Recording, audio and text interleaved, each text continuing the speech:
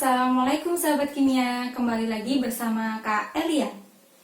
Pada materi sebelumnya kita sudah membahas tentang penyetaraan reaksi redoks. Nah, kali ini kita akan membahas tentang penerapan reaksi redoks, yaitu pada sel elektrokimia. Nah, apa sih elektrokimia itu? Elektrokimia adalah ilmu yang mempelajari hubungan antara kerja listrik dengan reaksi kimia yang terjadi dalam sebuah sel elektrokimia. Sel elektrokimia dibagi menjadi dua. Yang pertama ada sel volta dan yang kedua ada sel elektrolisis. Sel volta dan sel elektrolisis memiliki persamaan, yaitu mereka sama-sama menggunakan elektrode yang terdiri dari katoda, anoda, dan larutan elektrolit.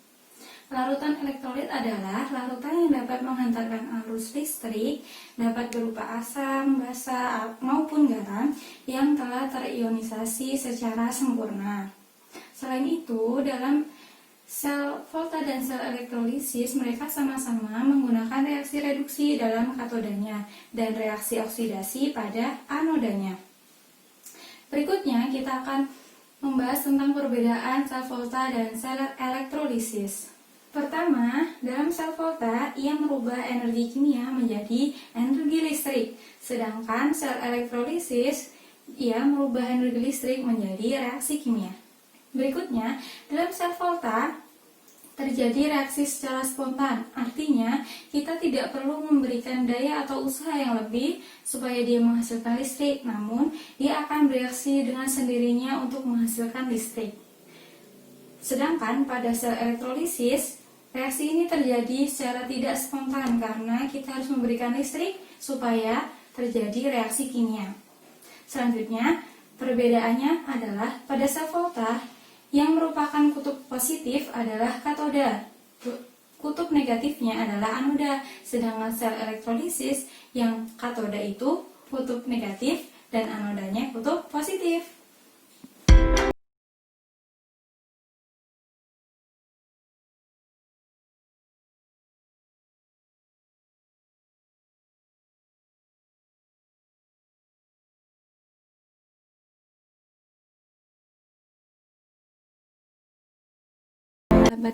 Sahabat kimia, kita akan membahas lebih lanjut tentang sel volta. Nah, di sini kita sudah gambarkan tentang percobaan dari sel volta. Di sini ada 2 gelas kimia dengan 2 elektroda yang dihubungkan dan dicelupkan dengan larutan zinc sulfat dan tembaga sulfat. Nah, di sini ada elektroda Cu dan elektroda Zn.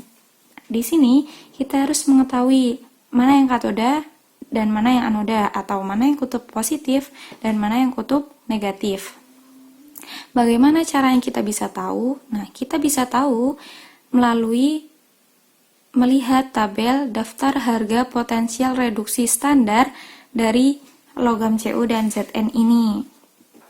Nah, E0 atau potensial reduksi standar Cu sama dengan plus 0,34 volt dan E0 dari Zn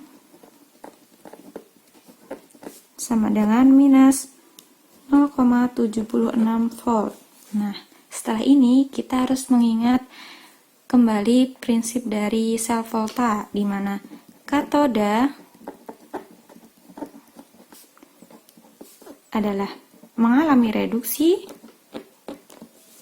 dan positif, berupa kutub positif atau dia lebih positif. Dan anoda, dia mengalami oksidasi dan merupakan kutub negatif atau lebih negatif. Nah, setelah mengerti prinsip ini, kita lihat kembali di E0, mana yang lebih positif? Ya, logam Cu ya, maka Cu sebagai katoda karena dia lebih positif. Jadi di sini katoda dan ini anoda. Nah, setelah ini kita akan menuliskan setengah reaksi setengah sel dari Zn dan Cu. Kita awali dari anoda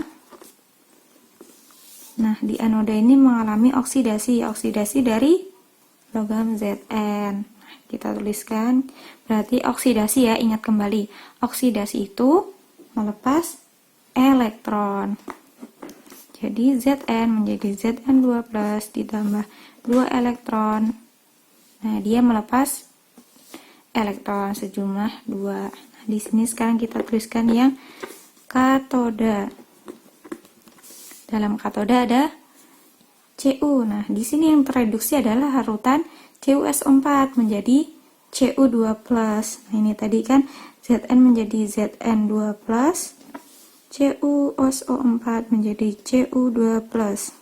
Nah, berarti dia reduksi, berarti menerima atau menangkap elektron. Cu2+ ditambah 2 elektron menjadi Cu. Nah, setelah ini,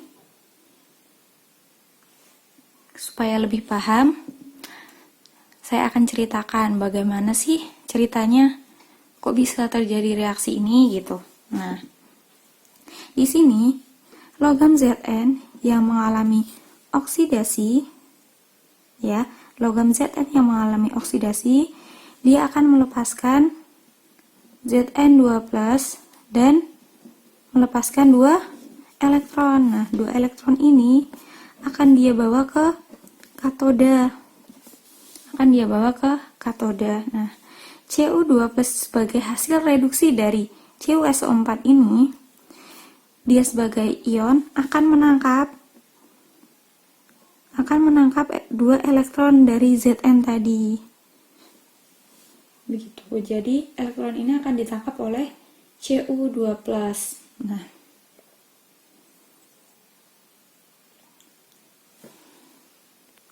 elektron akan ditangkap oleh Cu2+, sehingga reaksinya seperti ini. Cu2+ ditambah 2 elektron. Nah, 2 elektron ini berasal dari sini. Nah, ini adalah sama 2 elektron dari Zn. Nah, menjadi Cu. Cu ini, berarti Cu ini adalah solid ya, endapan. Jadi di sini nanti akan ada endapan gitu.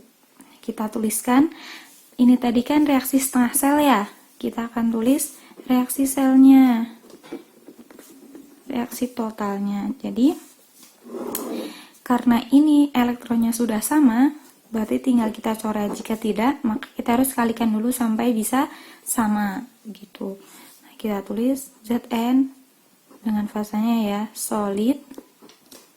Selanjutnya tambah Cu2+ aquos menjadi Zn2+ aquos plus Cu solid. Nah, ini adalah reaksi sel, reaksi totalnya ya. Nah, Cu2+ yang mewakili CuSO4 yang teroksidasi, yang tereduksi, maaf. Nah, selanjutnya kita akan bahas tentang notasi sel atau diagram sel. Notasi sel atau diagram sel. Nah, peraturannya dalam notasi sel ini menggunakan aturan oksidasi garis 2 reduksi. Nah,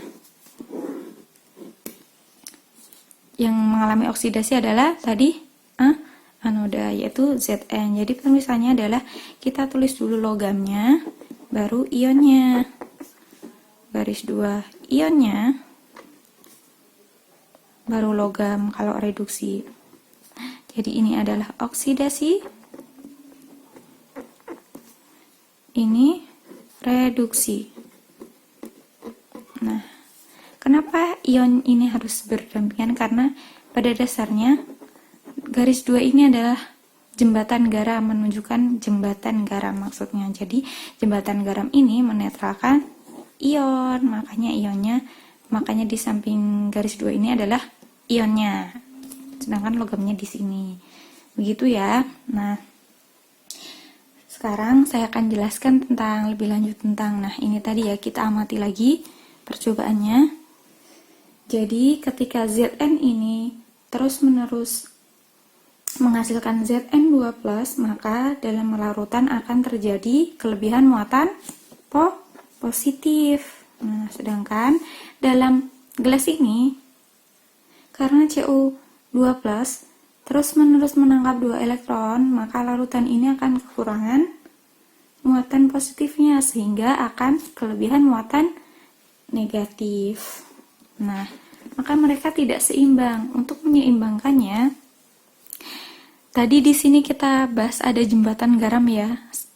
Nah, kita akan jelaskan di sini jembatan garam itu di mana gitu.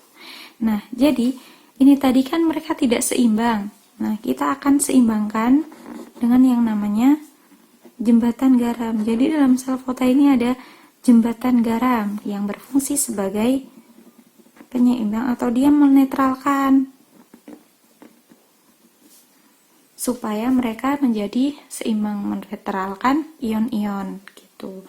Nah, jembatan garam ini berupa gel yang bersifat elektrolit. Nah, contohnya ada NaCl. Dia garam ya, di sini tuh namanya jembatan garam ya. Jadi isinya tuh garam yang bersifat elektrolit. Nah, berupa dalam bentuk gel gitu. Contohnya ada NaCl, KCl, dan NaNO3. Nah, gitu. Nah, jadi Zn ini kan akan terus-menerus berlangsung ya reaksinya.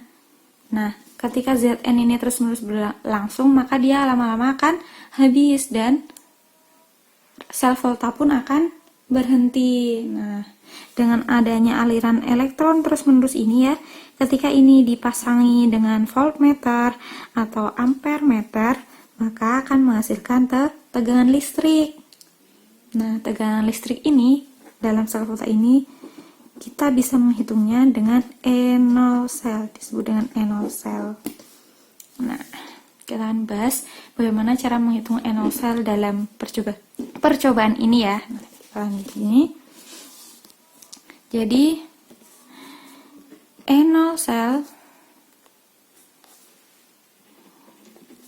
sama dengan E0 reduksi minus E0 oksidasi. Kita akan hitung E0 reduksi tadi diketahui plus 0,34 volt dikurangi minus 0,76 volt. Jadi 1,1 volt. Nah, bisa disimpulkan dalam percobaan ini maka dihasilkan energi listrik sebesar 1,1 volt. Salah satu contoh penggunaan sel elektrokimia sel volta dalam kehidupan sehari-hari adalah baterai atau sumber arus searah. Sumber arus searah dapat dibedakan menjadi sel primer dan sel sekunder. Sel primer merupakan sel yang reaksinya tidak dapat balik atau irreversible, sehingga jika sudah habis tidak dapat diisi ulang. Contohnya adalah sel kering dan sel alkalin. Berikutnya, sel sekunder. Sel sekunder merupakan sel yang reaksinya dapat balik sehingga dapat diisi kembali atau reversible. Misalnya, aki dan baterai litium. Sel kering dikenal sebagai baterai. Sel ini terdiri atas katoda yang terbuat dari grafit dan anoda yang terbuat dari logam seng. Elektrolit yang digunakan berupa pasta yang merupakan campuran dari MnO2, serbuk karbon, dan NH4Cl. MnO2 bertindak sebagai oksidator atau yang mengalami reduksi. Sedangkan NH4Cl sebagai media yang memberikan suasana asam. Perhatikan reaksi berikut. Dalam katoda mengalami reaksi reduksi. reduksi dari MnO2, sehingga ia menangkap 2 elektron. Pada anoda, logam seng mengalami oksidasi, sehingga melepaskan 2 elektron. Pada dasarnya, sel kering karbon banyak digunakan untuk radio, lampu senter, jam dinding, dan mainan anak-anak. Sel alkalin. Sel alkalin merupakan penyempurnaan dari sel kering, yaitu dengan menggantikan NH4Cl dengan pasta KOH. Anoda sel alkalin terbuat dari logam seng, dan katodanya terbuat dari MnO2 yang dicampur dengan KOH. Perhatikan reaksi berikut.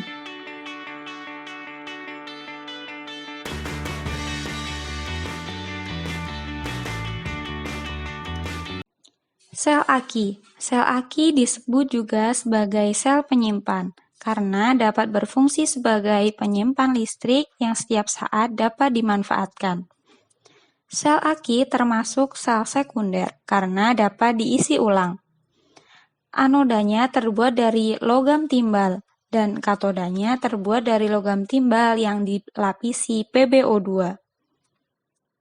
Senyawa PbO2 inilah yang berperan dalam reaksi redoks. Sebagai elektrolit digunakan asam sulfat.